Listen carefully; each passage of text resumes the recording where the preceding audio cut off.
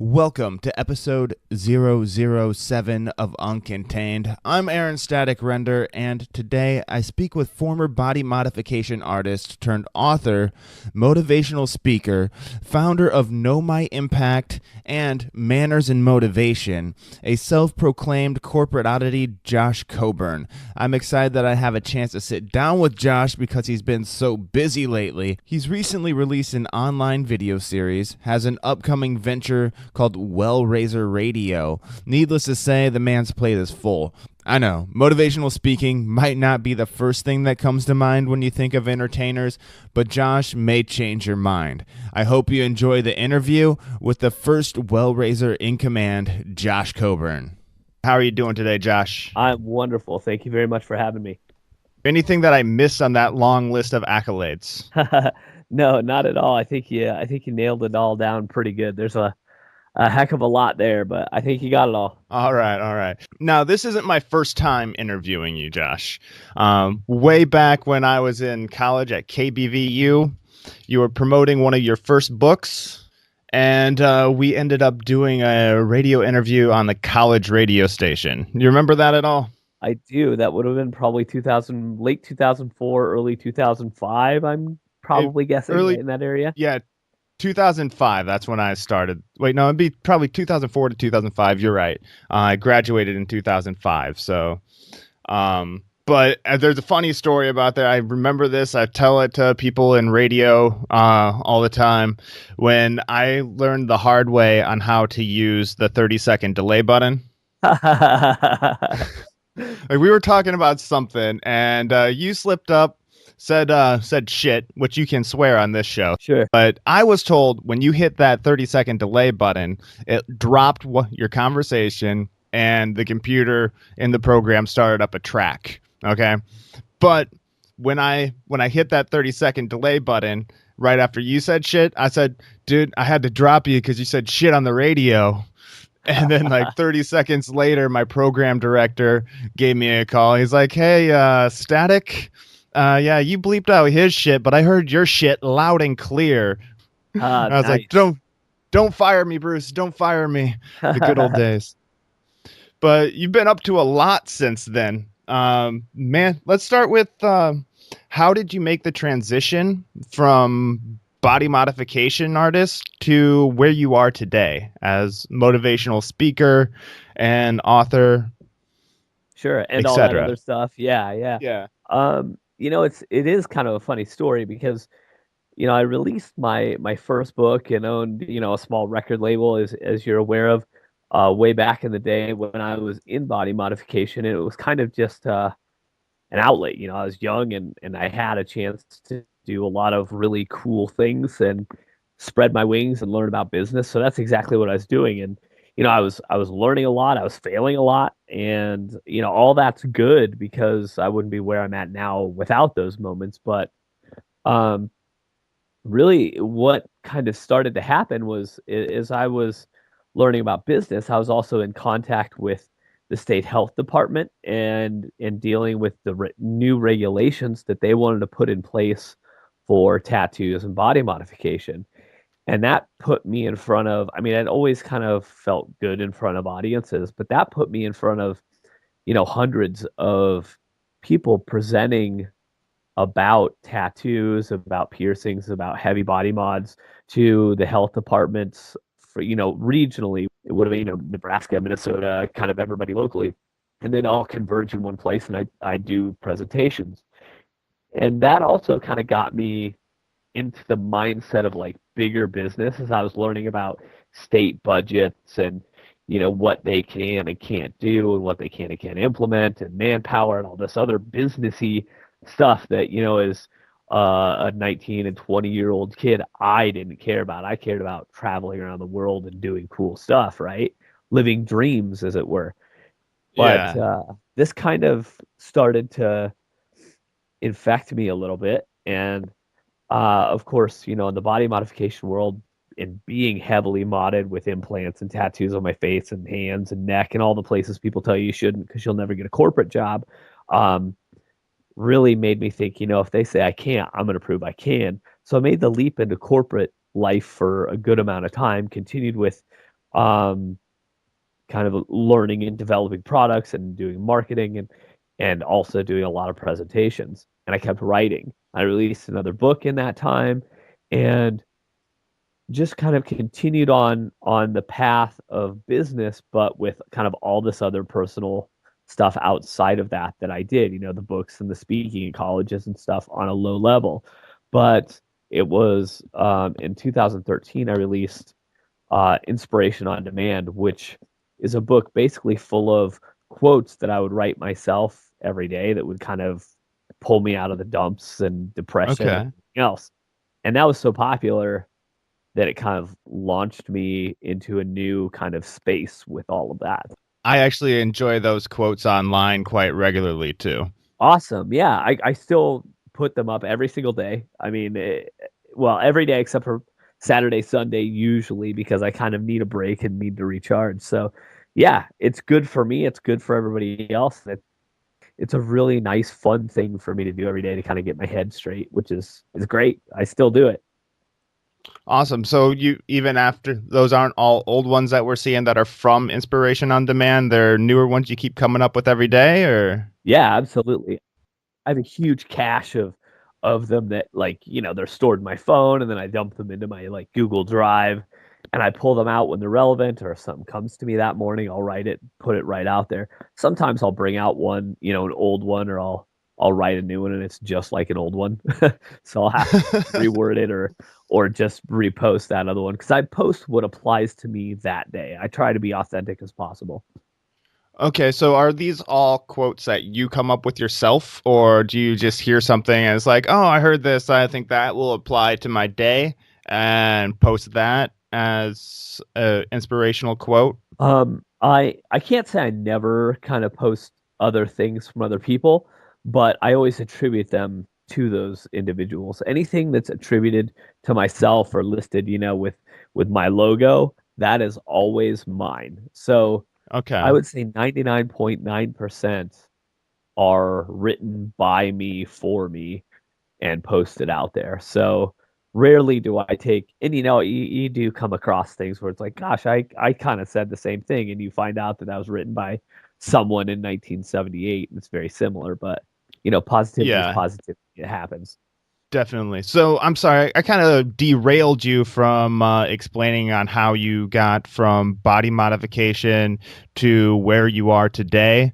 We were talking about the inspiration on demand and posting those quotes online. Sure, sure. No, no big deal. Yeah, I mean, really, what happened is when that book was released, I started doing a lot of radio and started speaking a lot more in schools. And what really hit was I ended up, going to New York and doing some stuff for Fox News and, doing some other nationwide media. So things just suddenly kind of went to a different level. And I did some speaking for like Lennox, which is like 100-year-old company and massive, so that's really kind of how I eventually crossed the threshold was because, for some reason, people don't think that you're like legitimate until someone else kind of gives you that credibility. So, and that, Yes. when you write a book, suddenly people are like, oh my gosh, you write a book, you must have all the answers. And then it's like, I mean, and people do, but then, you know, then it's like, oh, you wrote a book, you must have all the answers. And, Channel 9 News cares about you. Wow, that's crazy. You must be famous. Oh my gosh, you were on, this show. You must be super famous, and it's funny the perception because I'm still just some regular dude that lives in a small town in Iowa doing what he does. That's how I view it. But, not everybody does, which is cool. I hear you definitely. When you were on Fox News, what were you? Did they? It just doesn't seem like it seems like they would try to vilify you in some way, just being Fox News. Right. Because your appearance doesn't fit the norm with the dots and all the tattoos. Sure. Well, it's funny because actually it's crazy you bring that up because I was on Fox News the first time discussing that very thing that the kind of like body modification in society and in doesn't have a place in like the corporate workspace and that kind of thing. And I think it does because obviously I'm heavily tattooed and I can do any job you want me to do. you know, just give me some training and I'll go kick some ass. That's how I operate. Yeah. And I don't, it doesn't matter. And basically it came down to, explaining that and having that conversation, which actually was awesome because they were very receptive and straightforward about it. Cool. And their questions were good and well researched. So I explained. Um, the Okay. second, Wow. yeah, the second time I went, um, I went to the studio, which is there in New York City, and which was a really cool experience. But that time I was there in a different capacity. I was there discussing overcoming fear and also Okay. kind of addressing things because it was in January, so it was just after like a week and a half after the new year when most everybody are starting to lose their New Year's resolutions. So, I was discussing fear and also kind of continuing to overcome it and continuing on your kind of positive path. So it really came down to very simply being the expert in both those categories. So, you know, it really paid off for me in that respect. It'd be different if they called me there expecting to tear me apart because I simply wouldn't allow it. They can talk crap about me, but I'm not, some stupid guy. I would let them say their piece and I would retort with a valid argument, and it wouldn't be Yeah. some messy, angry thing by any means. It wouldn't be like, oh, there's the tattooed guy getting angry on the Fox News. I know you would come up, like you said, with a smart rebuttal to their ignorant question if they had that. Right. Yeah. And, I'm not going to say that I haven't encountered that at times, whether it's, just in public on the street or, in an interview of some kind, because it happens and I understand it. And, it's a matter of them, kind of poking the stigma that is associated with heavily tattooed people, or maybe just trying to get a rise out of me, or just, trying to make good TV or good radio. I get it. But, Yeah. I'm here to paint a different picture, and that's what I try to do. So, Right on. So, speaking of painting a different picture and making a change, you have started up knowmyimpact.com. And you care to tell a little bit about that? I know there's a card that people can give out. yeah. And Yeah. KnowMyImpact.com was is essentially a way to make good deeds trackable.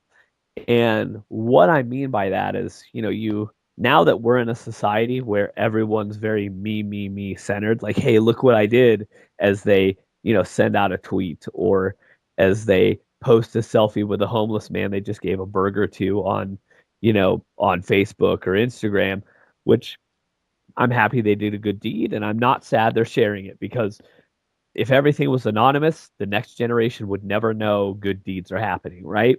And we're true, true. we're so self-absorbed as a society now, with cell phones and our whole world in our hands, that I was trying to come up with a way to help younger people understand how good it feels to make an impact on the world. And the other piece of this puzzle is, when I was speaking so much in schools, anywhere that wouldn't hire me would basically be like, well, it's great. You could save, 5 kids, you could impact, all 3,000 students, but we have no way of tracking that impact. So I'm sorry, we can't do it because I can't get funds from, said business donations or from the school board or whatever. So Know My Okay. Impact actually allows me to track the impact and the positive good deeds that those students do after I leave. So the cool thing is, the way this works is essentially, say say we're at a Starbucks, right? And Yeah. you're behind me in the line of cars in the drive-through. So I go ahead and pay for mine and for yours, right? And Yes. that's, you hear about that all the time. What I would do is I'd pull out my impact card, and on the back of it's a number. I just keep the website up on my phone all the time. So I just open it up, and in my profile there's a spot for deeds, and I type the number on that card in there, and I put, paid for a stranger's coffee at Starbucks. And it's like, where were you at? Well, I might have been traveling. I might be in San Diego, California. So I'll put in there, Starbucks, San Diego, California. And then what I'll do is I'll hand that to the woman at the drive-thru. I'll be like, hey, I got this guy's coffee behind me. Just hand him this card and let him know that, to have a good day. And then you get that card and Okay. you're like, what the F is this thing? And she'll let you know, obviously, hey, the guy in front of you paid for your coffee. That was nice of him. And he told me to give you this card. I don't know what it is, but here you go. And you look at it and it says right on it, did someone pay you a random act of kindness? Receive, track, and pay it forward. So you can flip that card over. You can go to the site because it says, get started at Know My Impact, and you type in the number on there right at the front of the website, and it'll show you that I paid for your coffee at that location just a moment ago. And it'll have a dot on the big map of the United States or Europe or wherever you are. And it'll show right where that happened. The coolest thing, though, is if I got that card from one person in front of me and they got it from someone in front of them and so on, it'll have Yeah. maybe 100 good deeds associated with that card. We were just part of that process. So, Oh, that's pretty yeah, awesome. so like, if you type it in, you can see all the points all over the map that that card has essentially traveled. Kind of like a dollar bill, Can you pay for the something. where'sgeorge.com type thing? Straight up, that's exactly what this is, just on a much bigger, more kind level. Where'sgeorge.com/pay it forward. And that it's a really cool concept. Can you just go, do you have to have a code to get on and see where people are doing deeds, or can you just go to myimpact.com and see where all of the cards have Yeah. been? What you can do is you can go to knowmyimpact.com, and at the top of the menu there's a spot that says see your impact, and you can click that and you can see all the deeds that are happening all over the world. And keep in mind, we've been tracking this and kind of beta testing it since August. And there's a few thousand cards that are starting to kind of infiltrate the market, as it were. And Okay. you can see there's a lot, obviously, local to Iowa because that's where we're doing most of the testing. But there's stuff happening on both the coasts in the south. There's some cards hitting in Europe and New Zealand and Australia. So, they're getting out there, which is really cool. That's awesome. If you want to send some out to the Bay Area, I can get some circulating out here for you, Heck Josh. yeah, that'd be awesome. You'll have to shoot me over your address and I'll get some your way. That's great. All right. Hell yeah. Have you made it overseas yet? Have I personally? No, no, like the cards. I'm sorry. Yeah, there's a few floating around in I think like Poland and you know Italy and in that general area. Australia and New Zealand. It's crazy. Like you hear the stories about bands that are like, yeah, we're big in Japan, and everybody laughs. Like I'm huge in Australia and New Zealand. I don't know why, but I am. Like my market there is massive, and it's just insane. So I'm very lucky to that end. So, there's some stuff going on there too. I don't know if they've officially implemented the cards and done good deeds associated, but um I've sent a bunch over there. So Awesome. yeah. Awesome. Have you been hired to do any speaking engagements over there? Um Or is it just the cards that they're getting right now? Yeah, I send a ton of books over there. They order a lot of signed merchandise. So lots of posters, lots of DVDs, lots of books head that way. There's been a lot of talk, especially in the New Zealand area, about me speaking in some of the schools and doing some corporations. But I need, if I'm going to go over there, if I either need a lot of speaking events, 6 to 10 to make it worth my time, and money and being away from my family, the drill. Um, or Yeah, I need one, large speaking event that is going to essentially make the trip and the merch sales and hauling all that stuff, worth my time. I need to spend real time there to make up the cost that goes into doing it. So a lot definitely. of it's in Definitely. works, but and I get inquiries a lot from just recently. Vietnam and some stuff from Scotland and the UK. So there's a lot of talk going on in Europe for the first time, which has never happened for me. So I'm excited there's even talk. Yeah. Awesome. Awesome. Um, okay. Part of the process of my show that I do is I started out just interviewing entertainers, comedians, authors, bands, stuff like that, just trying to get stories. Sure.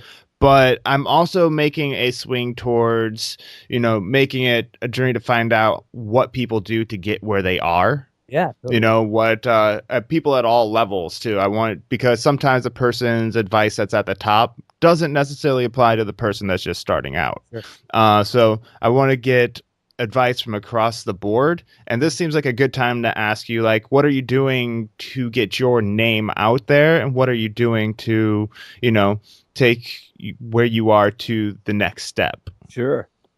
Great questions, and that's a pretty awesome thing that you're doing because I agree with you that, you know, everyone at all levels that are quote unquote successful generally apply the same things, but it's when they're applying it and how they're applying it and how it relates to their life or their specific business. So that's awesome.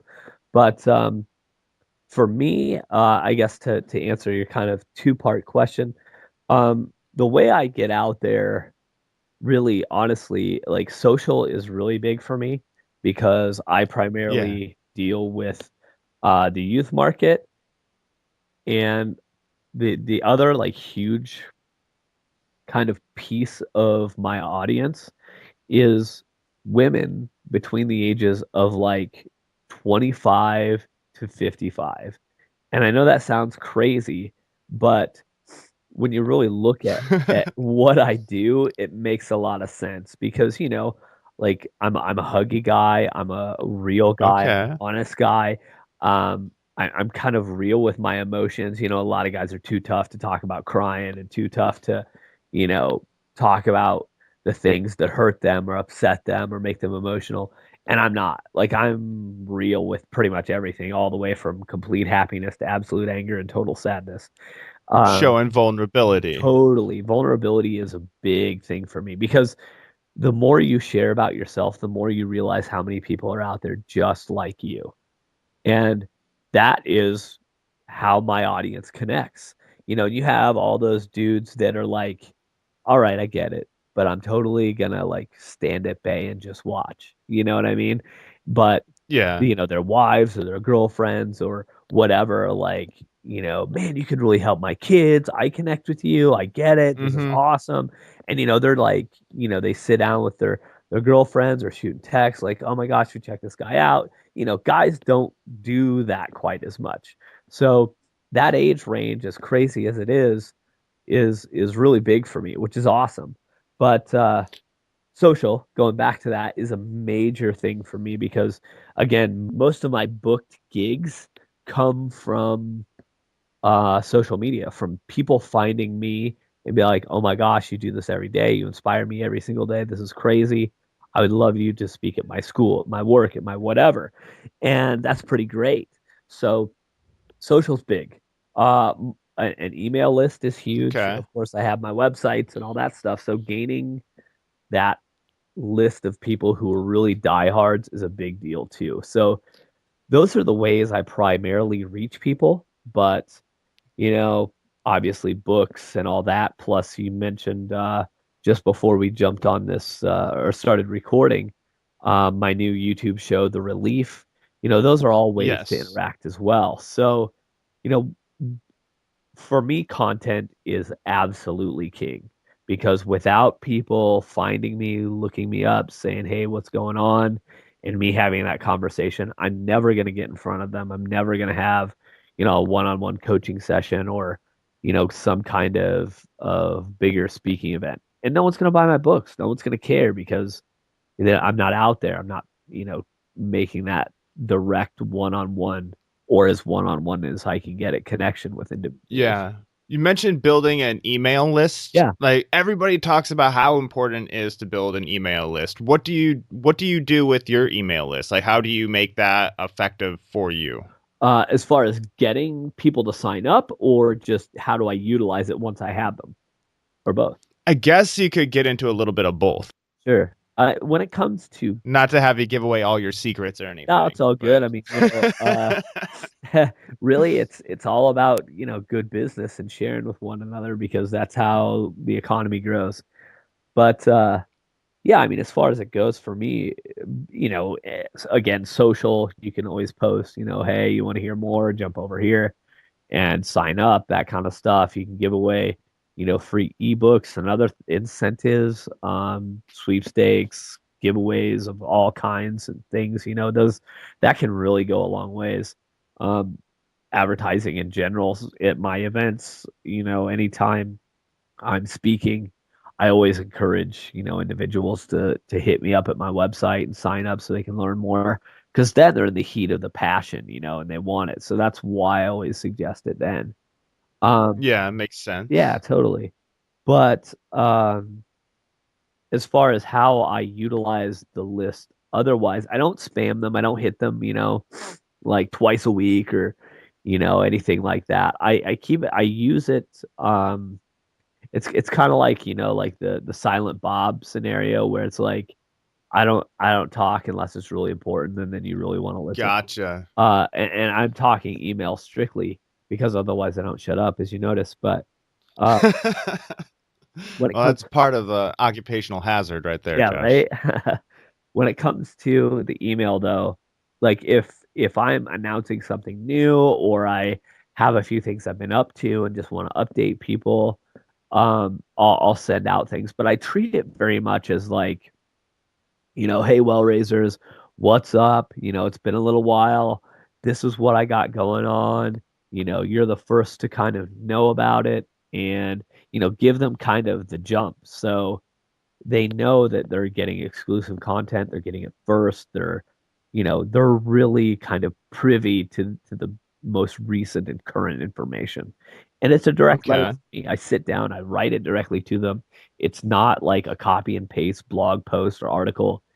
It's me talking about what's new or, if there is a new article I wrote or a new episode of The Relief or, the Well Raiser Society, when that was developed, pushing that out there, whatever, it's really very much a, hey guys, friend to friend conversation that I'm having. That's what it's all about. Cool. So do you put that out, shoot your email out before you post it to social media, or do you do that kind of simultaneously? Nope, email always goes out first. Like they get it first. And I feel like they deserve that. Like if I'm releasing a new product or, like honestly, some of the things I've been thinking about doing, and I don't know when I'll get there, but packaging my first three books together in a three-book volume, which, one of those books has never even been published. So what I'd like to do is put those all three in a volume and make, a very limited run of them, maybe 200 and sign them all and push them out first to the email list because then they get an exclusive Okay. jump. They all want them and they buy them all up. Well, that's the incentive. Next time they'll jump on them. Other people will jump into the email list and jump on it. And that's really, I guess, the incentive for them to join and for me to have them because, it's the audience that cares the most. So you want to keep them close.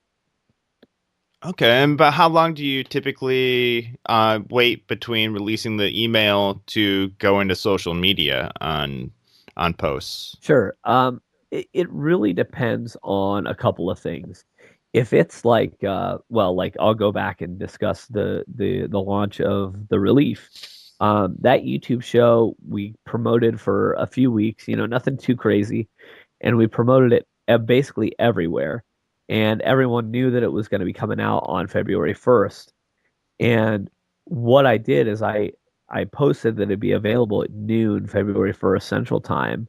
So the world kind of knew that, but the email list was aware of it at 8 a.m. that morning. So when they arrived to work, it was the first thing that was kind of available for them to boost their day. Okay. So they got it 4 hours earlier. And granted, some people may not have opened it till 2 o'clock in the afternoon, but they at least had the jump on everyone else. And they can see that because they knew that it wasn't announced anywhere until, 12 o'clock that day.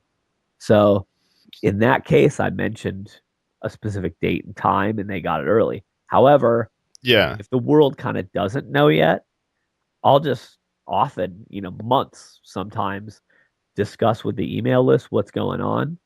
And then, when the launch comes, they'll be like, hey, you mentioned this a while ago. I haven't heard anything. What's new? They'll email me. I'll be like, this is what's happening. This is the updated info. And they'll be like, can I share that on Facebook or Instagram or Twitter? And they actually do the marketing for me, which is definitely pretty cool because now I'm not even doing it. They're leaking out that information and they're exclusive to it. They're the first.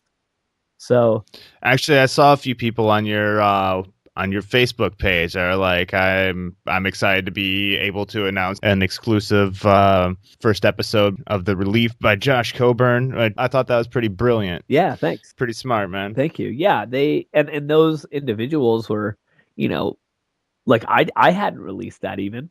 So they were doing it already, which is way cool because I mean, I'm getting a reach that I would not have gotten before, and they feel good that they get to be a part of something bigger than them and support something they believe in, which for me is invaluable.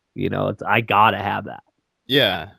And you've mentioned well raisers quite a bit. I mentioned it in your intro. Huh? What is a well raiser and how do you become one? Sure. Well Raisers and the Well Raiser Society was developed for two reasons. Reason number one, because I had a lot of people kind of like, I don't know, like I mentioned earlier, I'm some dude that lives in central Iowa in a small town with a wife and kids and just does awesome stuff and lives his dream and enjoys life. And when people are like, gosh, I'm a huge fan, this is crazy. I'm so glad I'm meeting you, or I'm so glad you signed this, or whatever, like it blows my mind. And I don't know how to even respond to that. Like it's weird for me to like people send me artwork, drawings, and things that they create for me in the mail or post online. And like, is that like fan art? I don't know. Like, what do I say? Because saying fans is too weird for me. So, Yeah. so Coburnaniacs yeah, or something like exactly. that. What are they? Coburniacs. So kind of born out of that and the need for kind of a name that I was comfortable with, and also the realization that, there's all sorts of negative names for people committing bad acts in the world. There's thieves, there's rapists, there's murderers, there's all these things, but there's evildoers. But let's look at the other side of that coin. You don't ever say do-gooders, really. I mean, I guess that's a phrase, but I've never really heard anyone utter it. Yeah, it's not as prevalent as like evildoers. Right, exactly. So beyond that, if someone's out there putting good into the world, I mean, there's philanthropists who are definitely, giving money and stuff, but that's one specific thing. Otherwise, there's no name for people out there doing good, right? So out of Correct. those two things and the misconception that the way I look automatically makes me some kind of hellion or hellraiser, kind of bore this new word that because the definition of hellraiser is essentially the reckless disregard for yourself and others, right? But Okay. a hellraiser, or excuse me, a well raiser is the opposite of that. It is the complete focus and love and care for yourself and others and the world around you because you're raising wellness. You want people to be better in their lives. And it sounds kind of like Hellraiser, so as well as I know that kids are gonna wear those shirts and be like, I'm gonna upset my parents, but this is so good and they can't be mad. So it's kind of like that, like, Yeah. walking the line thing too, which is definitely what I do. So yeah, well raisers are just essentially um a combination of good human beings out there willing to be vulnerable and accept vulnerability from others, willing to take a chance on themselves and other people, being willing to fail forward to learn the lessons needed for success, as well as face their challenges and help others overcome challenges in their own lives. And lastly, be willing to communicate and accept communication because those five things really can change anyone's life. I challenge you to try to apply every one of those and not say, "Oh my gosh, I can't believe what just happened, in my life." It's insane.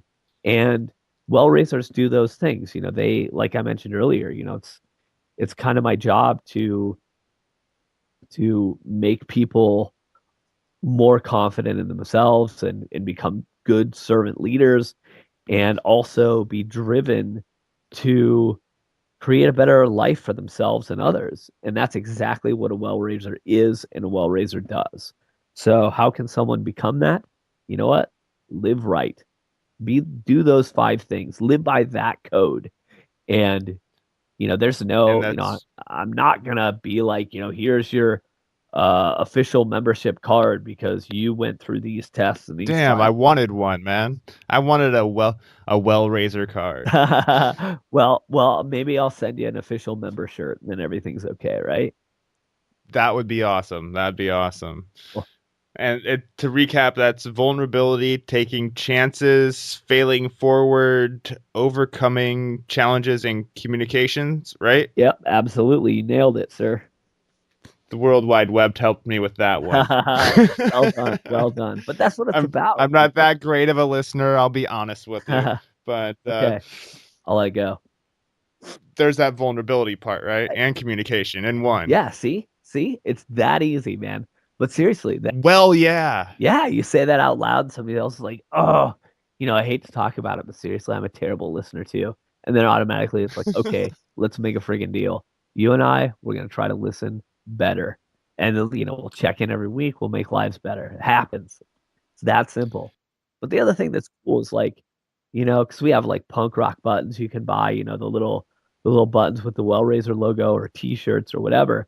And how crazy is it that you might see, you know, somebody from India walking through an airport and some cowboy from Texas and me, this heavily tattooed dude, and an African American, all with this logo or wearing a shirt or a trucker hat or whatever we have, and they all have it on, and it's that moment you kind of look at each other and you realize, hey, I got you. I get you. It's like when all the, people are driving their Harleys down the road and they do that like secret low wave thing that they do, or the guys all Yeah. in their Volkswagen Bugs, you see another bug and you're just like, yeah, we're bros, we're together. I get you.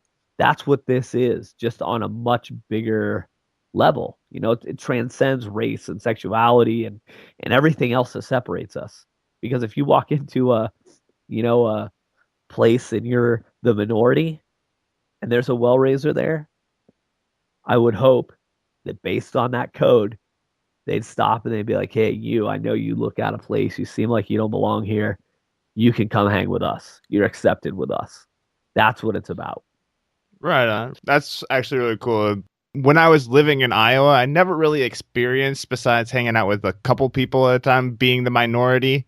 When I first moved out here to the Bay Area, I remember if I went to a restaurant, it was in Oakland. Me and one of my friends were like the only white people in the place. And it was kind of a surreal feeling, like looking around, like, this is what it feels like in a way, Totally. because you never really, there's still, I don't want to make it sound like Iowa is not a diverse place because it is fairly diverse for, the size of it. Sure. But compared to out here, I found myself being the minority many a times now. Yeah, absolutely. I actually kind of like it. Yeah.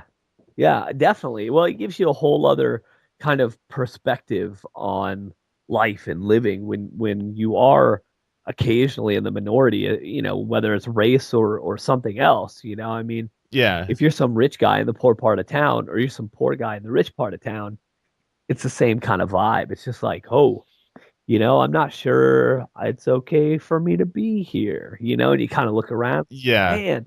But I mean, like for me, in business, I go this massive corporation to speak and to talk to all the executives, and they look at me like, if I have I almost never wear a suit, but if I do wear a suit, I still look like a monkey in a suit because I'm heavily tattooed. Like you can't change that.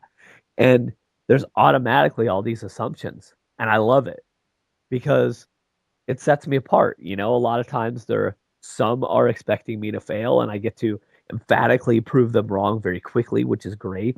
Or, some are excited to see what the heck this weird guy has to say because he's like a fish out of water here. And then they realize, wow, he's got a lot of good things to say that I can actually, apply to my life and my work. And holy cow, Yeah. it gives kind of a different impact. So it'd be the exact same if some, homeless looking guy went in and did that kind of presentation in front of that crowd.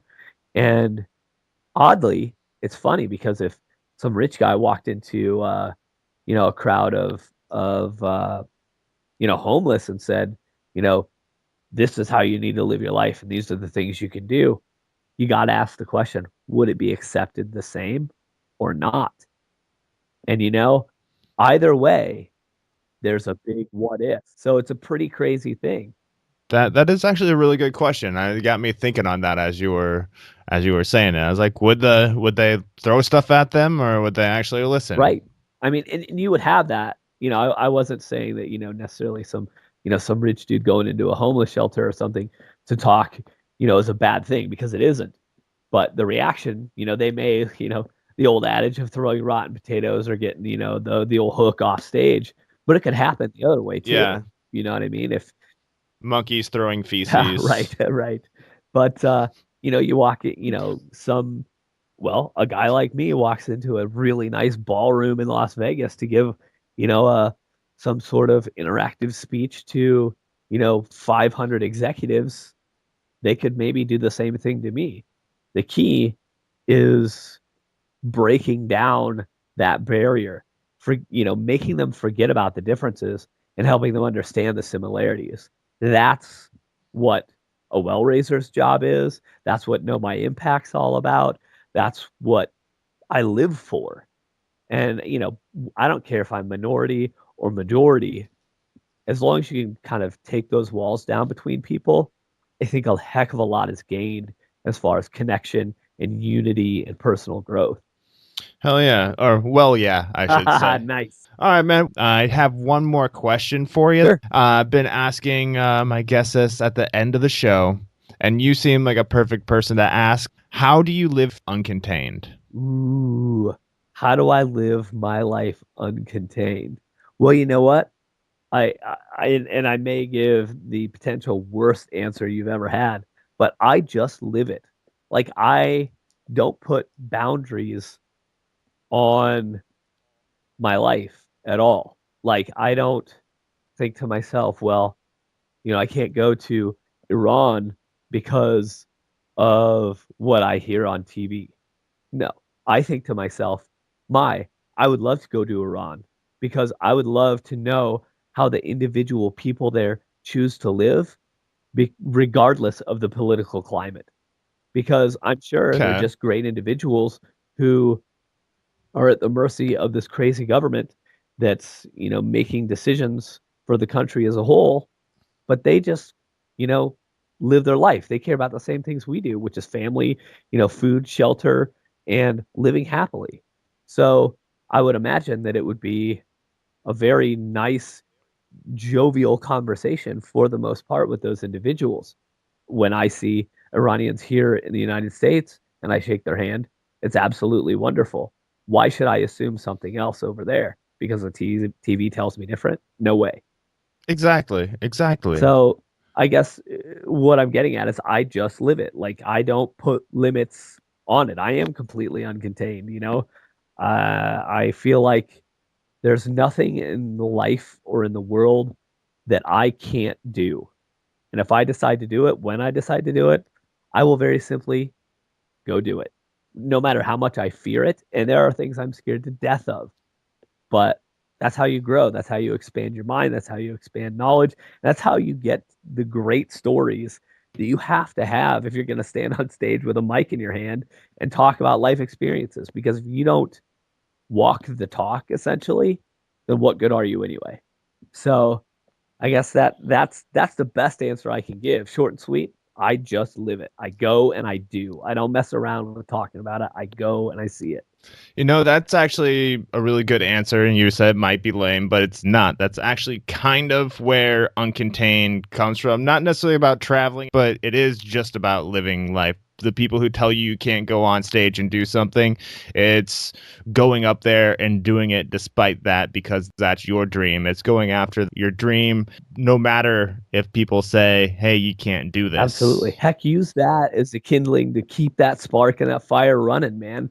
Prove them that say you can't wrong, and then help them go do the things that they limit themselves within. That's the way I look at it. Right on. Very good point. Where can we get a hold of you? I know there's joshcoburn.com. Yeah, absolutely. But what is your Instagram, Twitter, Facebook? Sure. You're just Josh Coburn on Facebook, correct? Yeah. You can basically I'm Joshua Coburn everywhere out there in the myriad of social sites, and I have them all.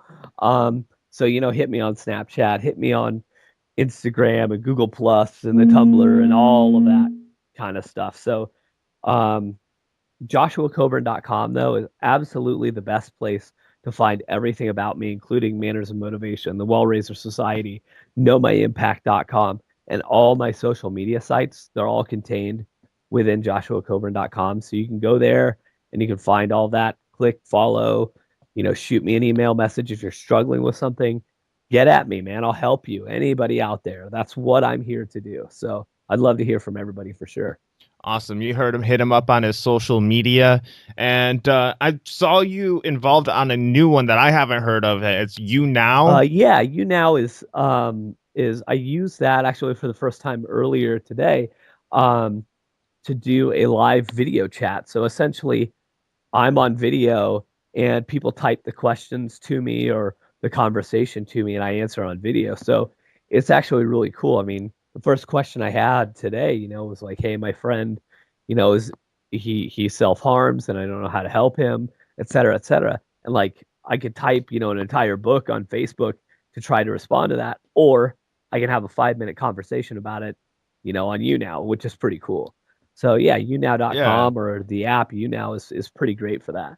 Cool. So it's kind of like Periscope mixed with Twitter or something like that. So you can have like a two-way conversation, yet live, personal. Exactly. Yes. Okay. Yep. That's kind of the image that I was getting from it. I would have actually joined that conversation, except for I was going through tunnels on a subway system. No worries, man. No worries. Thank you, Josh, for joining us. Anything that I missed or that you want to pitch before we go off air? You know what? Normally, when I end conversations like this, I kind of talk about everything regarding the question you ask. How do I live uncontained? I always encourage people to overcome that fear, not only to be vulnerable and take those chances, but be willing to fail forward, learn the lessons you need, and continue on, soldier on. When you fall, get back up because success is freaking coming. You just have to put in the time. So that's the biggest thing I always put out there. Just get up again. It's worth it.